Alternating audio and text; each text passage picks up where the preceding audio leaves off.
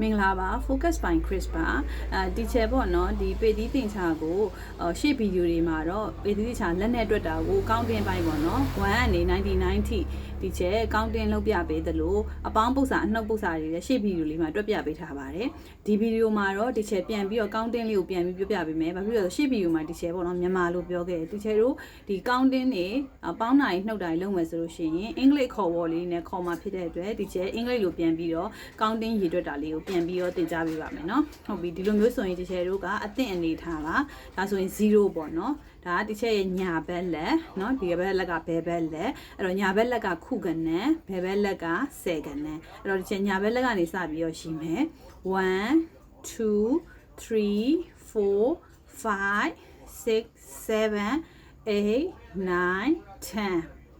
11 12 13 14 15 16 17 18 19 20 21, 22, 23, 24, 25, 26, 27, 28, 29, 30, 31, 32, 33, 34, 35, 36, 37, 38, 39, 40,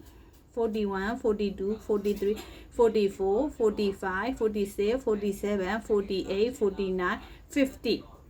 ဒါ 50 ဖြစ်သွားပြီအဲ့တိုင်းပဲ60 70 80 90 91 92 93 94 95 96 97 98 99ဆိုပြီးတော့ချဲကိုတွက်ပါမယ်ဟုတ်ပြီအဲ့ဆိုရင်ဒီချဲကအခု3 row နဲ့ပေါ့နော်ပေါင်းတာနှုတ်တာလေးတင်ပေးမယ်เนาะ3 row ပေါ့နော်ခဏ3လုံးတွက်ပါမယ်ဟုတ်ပြီပထမဦးဆုံးဒါညာဘက်လက်ခုခဏတွက်မယ်1 -1 5 the answer is 5နောက်တစ်ပုဒ်က4 5 minus 3 the answer is 6နောက်တစ်ပုဒ်က5 minus 5 2 the answer is 2နောက်တစ်ပုဒ်က2 5 1 the answer is 8နောက်တစ်ပုဒ်က2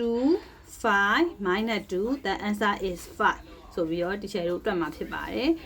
ဒါကတော့အပေါင်းအနှုတ်ပေါ့နော်ဒီချက်တို့လက်တွက်နဲ့တွက်တဲ့နည်းလေးဖြစ်ပါတယ်ရှင်နောက်ဗီဒီယိုတွေမှာပြန်ပြီးတော့တွေ့ပါမယ်နော်